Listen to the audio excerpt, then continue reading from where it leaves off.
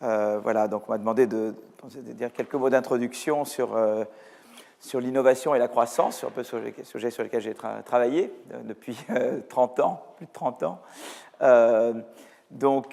En fait, ma contribution un peu à l'économie, ça a été en particulier d'essayer de construire un modèle de croissance basé sur quelques idées inspirées de Schumpeter. Quand j'ai étudié la croissance, on avait des modèles où c'était surtout l'accumulation de capital qui était le moteur de croissance, mais quelqu'un qui avait eu le prix Nobel pour un papier écrit en 1956, qui s'appelait Robert Solow, a montré que sans progrès technique, il ne peut pas y avoir de croissance de long terme parce que l'accumulation de capital, c'est un moteur qui s'essouffle. Et donc, pour entretenir la croissance à long terme, il faut du progrès technique. Et évidemment, une principale source de progrès technique, c'est l'innovation. Mais Solow n'avait pas de théorie du progrès technique. Donc, il fallait aller le chercher ailleurs. Et c'est ce qui nous a conduit à modéliser un petit peu, de construire un modèle de croissance inspiré un peu de certaines idées de Schumpeter, mais d'en faire un modèle qu'on puisse tester sur des données empiriques. Alors, les trois idées importantes du modèle que nous avons construit, c'est d'abord que la croissance de long terme provient de l'innovation. Deuxième idée importante, c'est que l'innovation résulte d'investissements par des entrepreneurs, par des chercheurs, par des entrepreneurs. Et alors évidemment, il y a la passion de la recherche, mais en partie, c'est évidemment la poursuite de rentes de monopole dues à l'innovation. C'est-à-dire on innove aussi parce qu'on pense qu'on va pouvoir avoir des rentes de l'innovation. Et évidemment, les rentes qu'on retirera dépendent des institutions et des politiques qui se pratiquent dans le pays où on pratique ou dans l'environnement dans lequel on est. Si on est dans un pays où il y a de l'hyperinflation, l'hyperinflation, elle va absorber tous les profits possibles que vous puissiez avoir de l'innovation. Il y a peu de chances qu'un pays en hyperinflation, il y ait beaucoup d'innovation. Un pays où les droits de propriété ne sont pas protégés, il y a peu de chances que vous ayez de l'innovation. C'est important d'avoir une protection des droits de propriété, et en particulier des droits de propriété intellectuelle.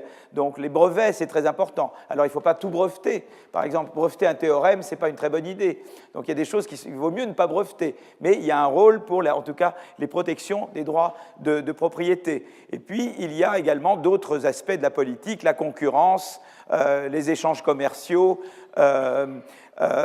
le marché du travail, enfin, toute série qui évidemment conditionne, qui crée ce qu'on appelle en anglais investment climate, business climate, et qui influe sur l'innovation. Voilà, donc ça, c'est tout ce qui est le deuxième point, c'est vraiment tout ce qui est politique et institution de l'innovation. Et donc, la croissance est influencée par des politiques et des institutions parce qu'elles impactent sur les incitations à innover. Voilà.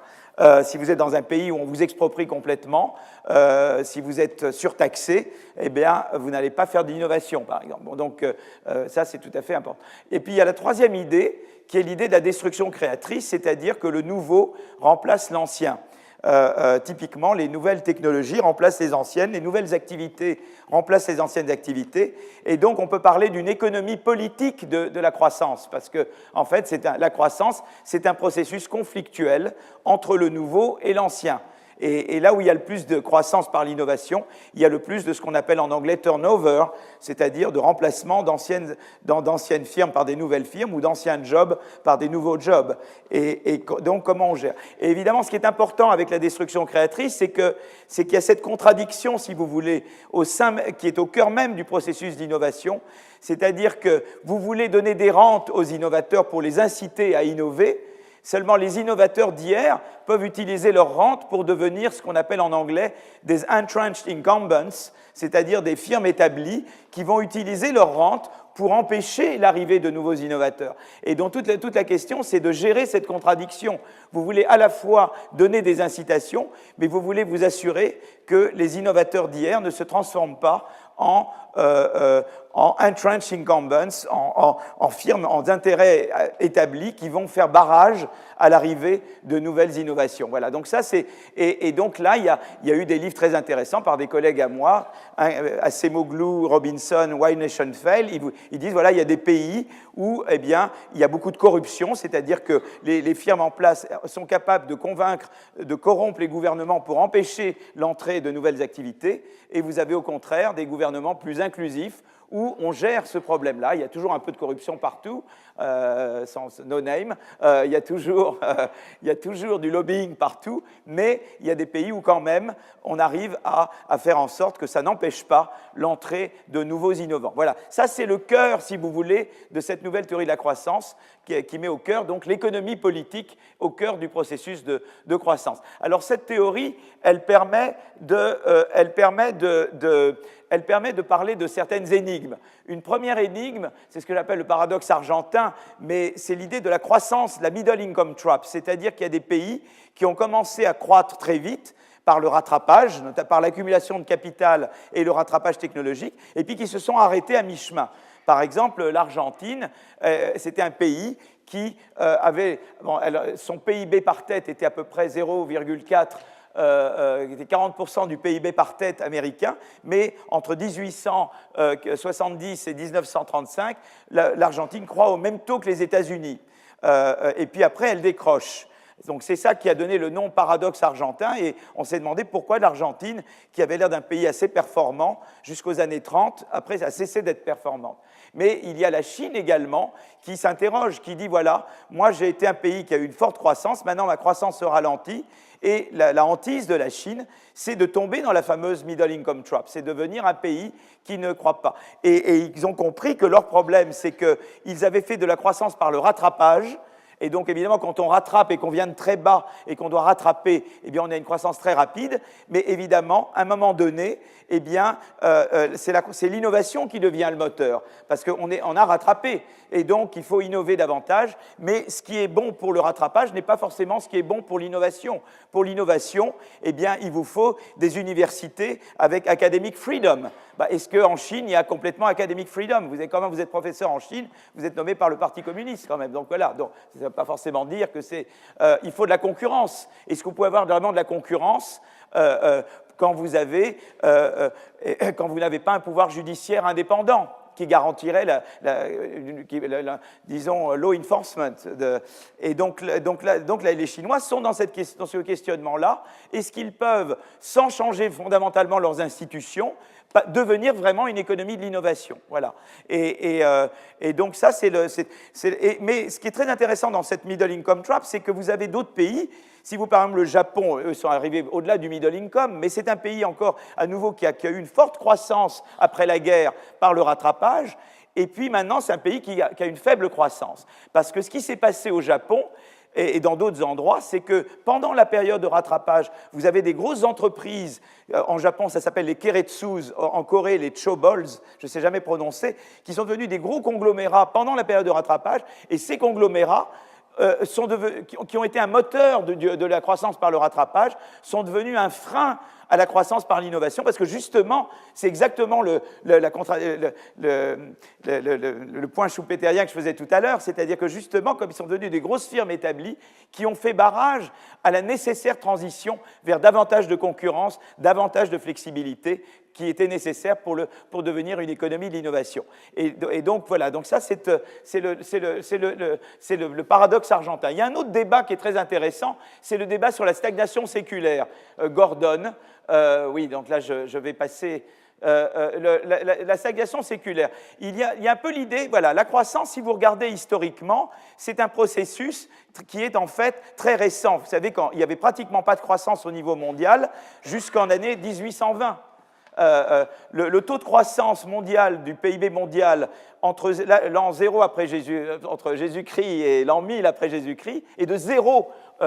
Et entre l'an 1000 et l'an 1820, c'est 1/19% par an en moyenne mondialement. Il y avait un peu de commerce et un peu d'innovation, mais rien. Et le décollage, c'est la révolution industrielle en Angleterre, en 1820, puis en France. Et c'est là qu'il y a le décollage. Donc, en fait, la croissance, c'est un phénomène très récent. Et il y a des gens comme Robert Gordon qui pensent que la parenthèse va bientôt se refermer, que la croissance va bientôt se terminer, parce qu'ils pensent que, en fait, les grandes innovations ont été déjà faites, la machine à vapeur, ensuite l'électricité et la chimie, la deuxième vague qui est là. Donc la machine à vapeur, c'est la première grande vague technologique qui est donc ici à peu près.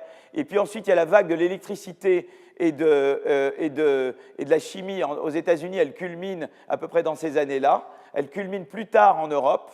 Et puis ça, c'est la vague de l'Internet et la vague des TIC, des technologies d'information et de communication. Et en fait, la vision de Gordon, c'est que ça devrait être comme ça, qu'en fait, les innovations, c'est comme dans un arbre fruitier, les fruits les meilleurs, c'est ceux que vous cueillez d'abord, et puis donc la vapeur, l'électricité, et ensuite les autres innovations vont être de petites innovations. Et là, moi, je suis en désaccord avec Gordon, parce que je pense que la révolution des TIC a changé la technologie non seulement de production des biens et services, mais également de production des idées. Moi, je peux, par Skype, tous les jours correspondre avec des co-auteurs un peu partout dans le monde. Avec Dropbox, on peut réécrire. On a maintenant Overleaf, où on peut itérer sur les papiers en direct. C'est des choses qu'on ne pouvait pas faire avant. Les conditions de production du savoir n'ont jamais été aussi bonnes que maintenant, grâce à la révolution des technologies de l'information et de la communication. Et Gordon ne prend pas ça en compte. Et si on le prend en compte, en fait, c'est quelque chose de beaucoup plus important. Donc ça, c'est la première idée. Deuxièmement, la mondialisation fait que les rentes à l'innovation n'ont jamais été aussi grandes. Si vous faites une innovation qui marche, vous avez le monde entier pour la vendre, donc c'est des rentes énormes. Et trois, il y a des domaines, évidemment, la santé, ça vous en parlerai pendant ce colloque, mais il y a aussi les énergies renouvelables, il y a d'autres domaines où on sait qu'on attend des grandes innovations. Et donc, si vous voulez, je ne crois pas du tout que la croissance soit un phénomène, une parenthèse dans l'histoire de l'humanité, et je pense qu'il y aura encore de grandes innovations. Il y a également un autre aspect, et ça, c'est une recherche que j'ai faite récemment, j'aime bien parler de ce que je fais récemment, c'est que la croissance, elle est mal mesurée. On ne sait pas mesurer la croissance.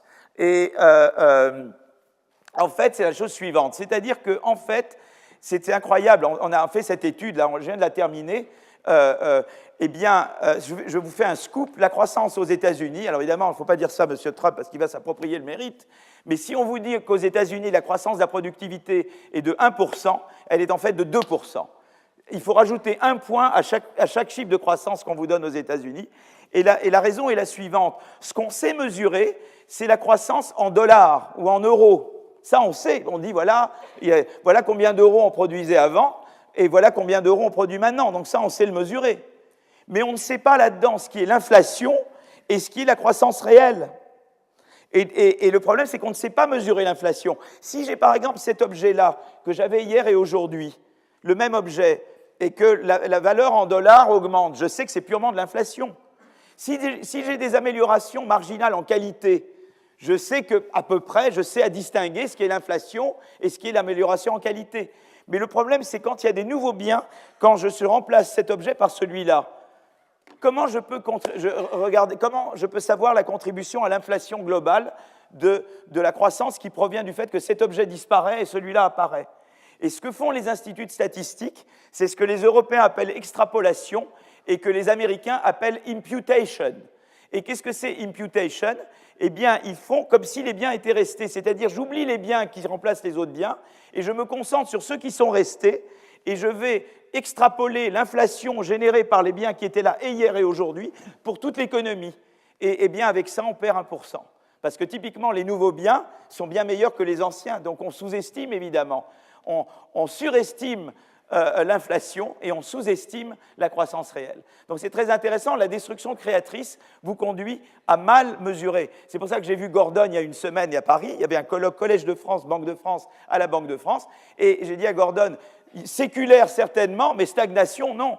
Je veux dire, si aux États-Unis vous avez 2,5% de croissance en fait, tu ne peux pas appeler ça stagnation. Puis nous, on avait un ministre des Finances en France qui considérait que 0%, c'était une très bonne nouvelle. Donc, tu peux imaginer, 2,5%, c'est encore mieux. Voilà. Donc, ça, c'est le problème de la stagnation séculaire ou la non-stagnation séculaire. Voilà. Et puis, le troisième, c'est toute la relation entre l'innovation et l'inégalité. C'est-à-dire de dire, voilà, l'innovation génère de l'inégalité. Est-ce que finalement, c'est une bonne chose d'avoir de l'innovation, finalement? Parce elle semble générer de l'inégalité. Et c'est vrai qu'il y a une chose intéressante, c'est qu'il y a trois schémas que je voudrais vous montrer. D'abord, c'est vrai que si on regarde aux États-Unis, mais c'est vrai dans d'autres pays, peut-être un peu moins chez nous, la courbe en rouge, c'est la fraction du revenu qui est touché par les 1% qui gagnent le plus. Donc, je prends celui qui est le plus riche, qui gagne le plus, puis le deuxième, etc. J'arrive jusqu'à 1% de la population, et je regarde la part des revenus total qui est touchée par le 1%. Eh bien, effectivement, il y a eu une envolée de la part du top 1% dans le revenu, d'accord? Mais en même temps, ce qui est intéressant, c'est qu'il y a eu une envolée des brevets aux États-Unis à la même période. Alors, ça ne fait pas preuve de causalité, mais c'est intéressant qu'il y ait une coïncidence entre l'envolée de la fraction du top 1% et l'envolée de l'innovation. Et en fait, j'ai fait une étude avec un économiste qui s'appelle Richard Blandel, qui est un économètre à Londres, qui est en fait un des meilleurs microéconomètres mondiaux, et on a montré la chose suivante. C'est-à-dire que là, je représente en fait, et là c'est causal, c'est instrumenté, on a régressé, si vous voulez, la fraction du top 1% sur l'innovation, sur l'intensité d'innovation dans les différents États américains à différentes années. Donc là, les percentiles d'innovation, le même État américain peut être à différents endroits, à différentes périodes. Mais ce qu'on s'est rendu compte, c'est qu'effectivement, plus un État américain innove, plus la fraction du top 1% est importante. Et on a montré qu'il y a une causalité de l'innovation vers le top 1%. Et ce n'est pas surprenant. Quand vous innovez, vous faites des rentes. Et c'est ces rentes qui, évidemment, alimentent le top 1%. D'accord? Mais ce qui est très intéressant, c'est que si je regarde l'effet de l'innovation sur des mesures plus globales d'inégalité, comme le Gini, c'est des mesures plus globales, d'écart à l'égalité parfaite, là on voit qu'il n'y a pas de relation. Donc vous voyez, l'innovation, elle augmente la part du top 1%, mais elle n'augmente pas l'inégalité au sens large. Et pourquoi elle n'augmente pas l'inégalité au sens large? En particulier parce qu'elle augmente la mobilité sociale. Et en partie, pourquoi l'innovation facilite la mobilité sociale? Parce qu'à cause de la destruction créatrice, justement. Comme l'innovation permet le remplacement de l'ancien par le nouveau, eh bien l'innovation est une force de mobilité sociale. Alors ça ne veut pas dire qu'il ne faut pas faire des politiques qui accentuent le côté mobilité sociale de l'innovation, mais c'est très intéressant, quand on regarde la relation entre innovation et inégalité, il faut savoir de quelle inégalité on parle. Est-ce qu'on parle du top 1%? Est-ce qu'on parle de l'inégalité au sens large? Ou est-ce qu'on parle de la mobilité sociale? Et on voit qu'il y a différents effets là-dessus. Voilà, donc si vous voulez, voilà un petit peu ce que permet cette chose, comme je ne veux pas trop... D'ailleurs, il faudra que vous m'arrêtiez, que le micro soit stoppé sûrement, parce que je ne m'arrêterai jamais. Je voulais juste simplement vous dire des choses sur l'innovateur. Il y a eu des recherches très récentes, intéressantes en fait, sur l'innovateur. Là maintenant, je passe à des diaporamas en français, je m'excuse, mais en fait, les figures sont en anglais. Et je veux regarder, donc c'est toujours ça, c'est les trois mêmes idées schumpeteriennes mises en français, hein, d'accord? Et l'idée, c'est qu'est-ce qui se passe avec l'inventeur? Qui devient inventeur? Et donc, on peut regarder l'invention du point de vue de l'inventeur individuel. Et maintenant, en fait, il y a eu des données individuelles. Par exemple, en France, on peut mettre des données fiscales avec des données de brevets et les mettre ensemble. Et on peut du coup se demander, voilà, eh bien, quelles sont les caractéristiques individuelles de ceux qui deviennent inventeurs? Quel est le revenu des parents? Quelle est l'éducation des parents? Quelle est l'éducation de l'individu lui-même? Quels sont, voilà, comment relier? Quelles sont les caractéristiques de gens qui inventent? Voilà. Et ça a été fait en France, enfin aux États-Unis, je l'ai fait en Finlande, je suis en train de le faire pour la France. Et on veut comprendre qui sont les pourvoyeurs d'idées innovantes et comment on peut augmenter la qualité et la quantité des innovateurs, d'accord? Donc on se pose la question, la famille, les études, le lieu de vie, d'accord? Et c'est très intéressant par rapport aux dernières élections américaines d'ailleurs. Et il y a eu un certain nombre d'études. Donc là, il y a eu une étude sur données historiques, une étude américaine, une étude sur données américaines récentes, et puis j'ai fait moi-même une étude sur données finlandaises. Je vous parle simplement de l'étude américaine. Donc voilà une chose très intéressante. Alors ça, c'est simplement qu'est-ce qu'ont fait les auteurs de cet article? Ils ont mis ensemble des données sur les brevets, ils ont pu remonter jusqu'à 1840 avec des données de census et des données qui disent, voilà, je sais où les gens vivent, quoi. Donc ils avaient des données, ils ont eu de l'information sur le lieu où les gens vivent, sur leur migration, sur leur âge, sur leurs caractéristiques, etc. Et il y a des choses très intéressantes qui arrivent de là. D'abord, là, dans les États américains, donc chaque point là représente un État américain, voyez? Et dans les États américains où il y a le plus de brevets, de production de brevets, eh bien, c'est là que la croissance de la productivité à augmenter le plus. Voilà, c'est quand même une chose intéressante, c'est qu'il y a vraiment un lien entre innovation et croissance. On pourrait se penser que c'est dans ma tête. Non, en fait, les données historiques américaines montrent qu'il y a bien un lien entre innovation et croissance. En fait, c'est incroyable qu'il ait fallu attendre si récemment, parce que, en fait, l'ami qui a fait cet article voulait faire une introduction à son cours, et il disait, mais où sont les données? Et il ne les avait pas, il a dû les faire lui-même, quoi. Et il a montré que d'abord, l'innovation et la croissance, c'est vraiment relié historiquement. D'accord? Donc ça, c'est la première chose. Deuxième chose, c'est très amusant, cette étude-là, c'est fascinant. Vous voyez, on regarde d'abord la géographie, d'où viennent les gens, leur expérience personnelle, le contexte familial et la mobilité sociale, et sur données historiques. Et vous voyez, regardez, c'est très intéressant. Deuxième chose, les États plus densément peuplés sont plus inventifs. Voilà, et ça c'est très intéressant parce que qui vote Trump, c'est les États moins densément peuplés. C'est vraiment, là je vous donne l'image en négatif du vote Trump, en fait, vous voyez.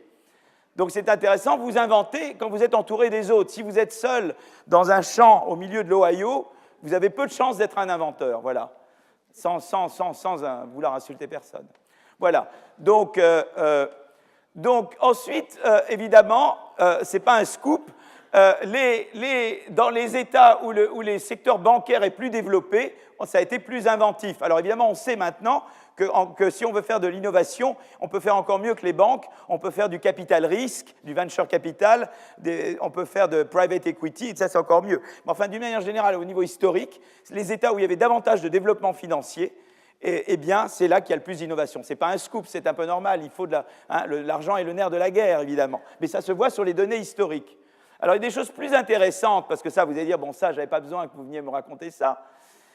Les États les plus connectés géographiquement, on peut regarder la distance au port, par exemple. Eh bien, les États les plus connectés géographiquement, dont la distance au port est la plus faible, eh bien, inventent plus. Alors maintenant, c'est des corrélations, hein, ça peut aller dans les deux sens, mais c'est très intéressant qu'évidemment, la connexion, parce qu'on a besoin de marché. Quand vous inventez, vous avez besoin d'un marché. Et bien, votre marché, c'est l'accès facile. Quand vous libéralisez le commerce, vous créez un marché plus gros. Ben, de la même manière, si je fais une ligne de train où je facilite l'accès à des grands ports, etc., ben, évidemment, je vous donne l'accès à l'innovation. Donc l'idée, c'est qu'il ne faut pas construire des murs, il faut enlever les murs. Voilà. Donc ça, c'est la leçon de cette transparente. Alors ça, c'est très intéressant. La tolérance aux femmes, c'est très bien pour l'innovation. Voilà. Je pense que ça sera... Voilà, donc les machos, là, il faut que...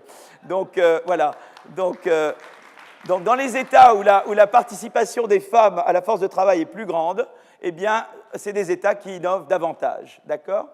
Alors maintenant, ce n'est pas forcément une causalité, c'est une corrélation. Il peut y avoir quelque chose qui est à la fois une liberté, qui à la fois favorise l'innovation et qui favorise la participation des femmes. En tout cas, c'est intéressant de montrer cette corrélation. Ce qui est très intéressant aussi, c'est la protection des minorités. C'est très important pour l'innovation.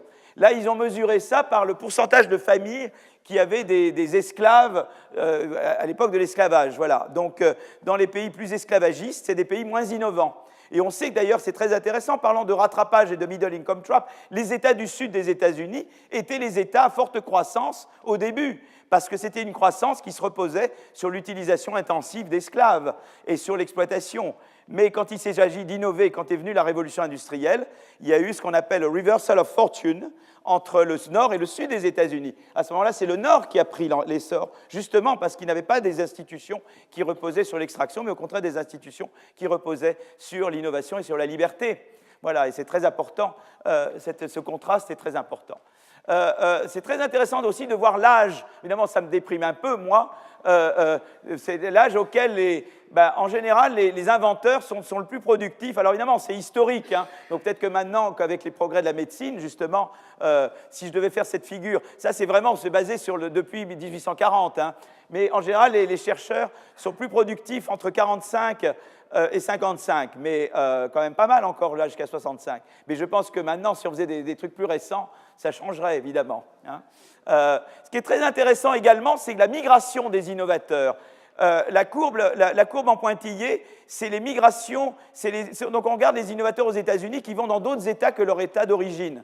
Et on voit que la migration, elle est beaucoup plus grande pour les inventeurs que les non-inventeurs. Mais évidemment, elle se fait progressivement. Et surtout, l'écart est grand ici, quoi. Voilà. C'est là que vraiment, c'est vers 30-40 que l'écart se creuse entre les inventeurs et les non-inventeurs. C'est intéressant parce que les inventeurs, évidemment, pourquoi ils émigrent? Ben, ils vont là où c'est densément peuplé, ils vont là où il y a du développement financier, ils vont là où il y a de la protection des minorités et de l'ouverture d'esprit, et c'est là qu'ils vont, quoi. Et donc, c'est très normal qu'il y ait de l'invention, hein, qu'il y ait de l'immigration. Voilà.